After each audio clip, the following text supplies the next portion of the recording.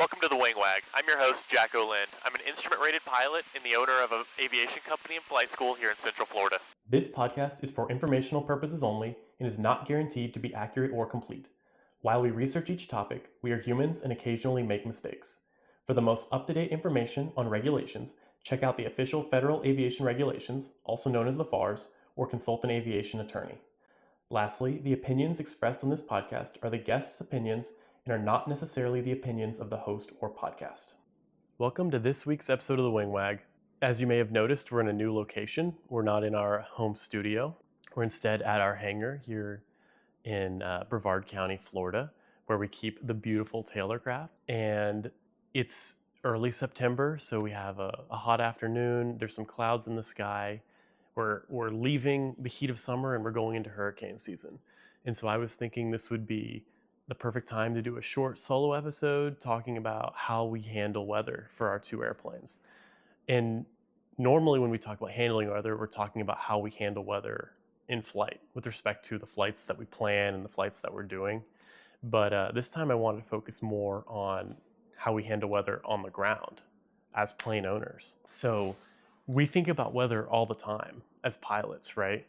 Before we fly, looking at the weather forecasts is one of the biggest parts of flight planning.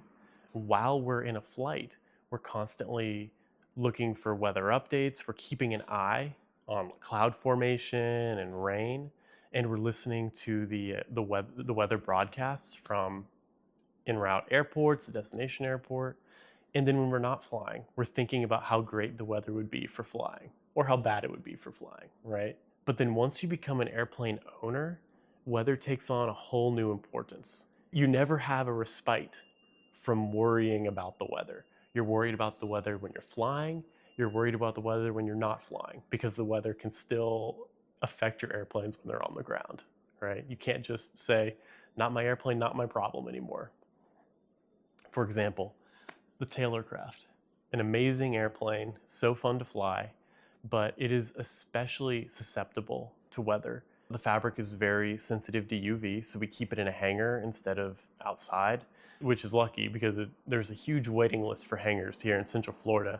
And so we were very lucky to be able to get this hangar when we did. It's also a very lightweight airplane. Small wind gusts really make the plane jump around, if you know what I'm talking about. And so every now and then we'll do a trip with the plane where we have to tie it down overnight.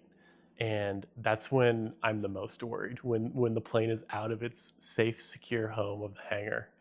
And so we kind of have a procedure for this. Now, one, if it's going to stay outside of the hangar, it can only be out in the sun for 1 or 2 nights maximum, because we really do want to preserve the life of the fabric for as long as we can, just because it's so expensive to redo. So we try to park it in the shade if at all possible. Usually that's not an option, but if it is, we try to park it in the shade. We always tie it down as best as we can because, like I was saying, it's very lightweight and small gusts really make the plane jump around. And then another thing I had never considered, but last year my wife and I took the Taylorcraft on a trip to Cedar Key, which was an amazing trip. It was our first airplane trip, and we'll do another episode of that, I'm sure, one day. But I remember we arrived to Cedar Key and we parked it on the tie downs, and it was sprinkling. And then I noticed, so up here on the cowling, that's our main fuel tank, right here between the engine and the cockpit.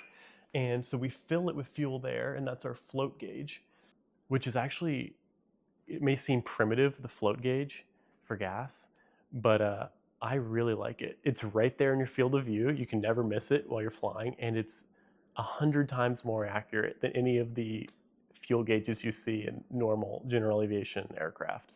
But it does have one downside. It points up, right? And so I got to thinking, I bet rain can get through that hole because this cap is not watertight at all. And everyone knows water in the gas is a recipe for a disaster.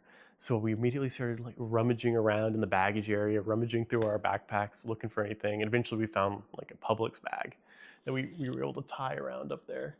And then the next morning, we made sure that we sumped the fuel very well to make sure there's no leftover water. the whole point of that was just to say that each aircraft has its own little nuances that you have to be aware of as a plane owner when dealing with weather. We also have a second plane. It's a Cessna 170. My wife's waving to me over there. She's walking around the airport looking for guests to interview.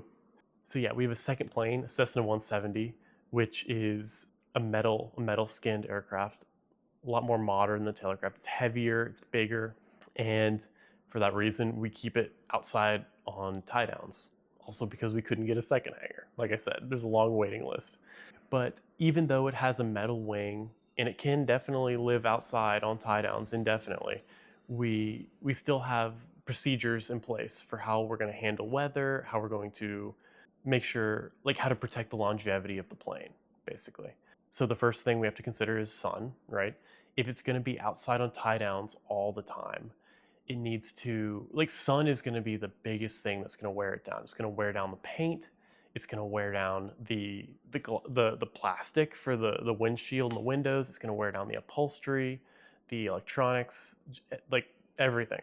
So we had considered getting a custom cover to cover, like a canvas cover for the whole plane. But the more we looked into it, the more we saw that that was actually not a recommended solution. The recommended solution was get a covering just for the windshield and the windows to protect the interior. And then for like the cowling and the wings and the fuselage was just to make sure that the plane was kept clean, washed, and waxed on a regular basis, like once every 2 weeks or so. And the reason for that was they were saying when it rains, water will go through the canvas. Canvas is not water resistant.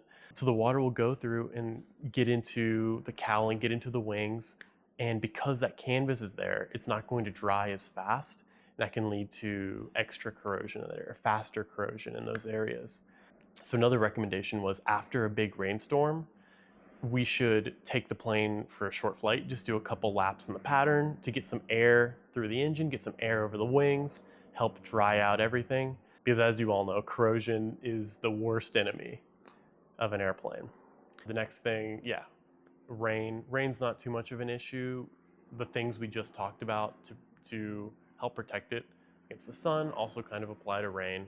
As long as we make sure we're flying the plane, keeping it washed and waxed, that shouldn't be too big of a deal. The big thing that we have to worry about here in Florida, obviously, especially this time of year, is hurricanes. As an airplane owner, hurricanes are the thing that most scare me because these planes are large. I can't take them to my house. They have to be here at the airport. And there's only so much I can do to protect them against the hurricane. But they're also so valuable and they mean a lot to me and I would hate to lose them. So thinking about hurricanes is a constant stress for me. But we do have some procedures in place for what to do when there is a hurricane. And I'm no expert in this, by the way. The Taylorcraft has been through a small number of hurricanes, maybe 2 or 3, but none of them particularly bad. In the 170, at least while we've had it, we haven't had it for any hurricanes yet because we just got the 170. So we're still in the process of coming up with what, like, the protocols and procedures that we're going to do. So we'll start with the Taylorcraft. It's a little bit easier because it's stored in a hangar, so it has a lot of protection from the wind already. The biggest fear I have with the hangar is that the wind somehow will be able to knock the door off the tracks or open the door a little bit, or maybe the wind can like get through a crack and just blow the airplane around in the hangar, like bump it up against the walls and just cause damage. So what we do for that is obviously we close the doors, and the hangar company actually comes by before every hurricane and pins the doors closed just for extra protection. And then in addition to that, we come out here with a bunch of ratchet straps and cables and we tie the door closed. We also like tie the airplane to anything like fixed in the hangar. We put chocks under the wheels, turn the parking brake on, anything to just keep the plane centered in the event that wind can enter. And so far that's been plenty. The last hurricane that came through this area, I don't think any planes were damaged. There were a couple of hangars where the doors got blown in a little bit, but not enough to touch the airplane, or not enough that wind got in and caused the airplane to blow up against the walls or anything. Our luck holds out.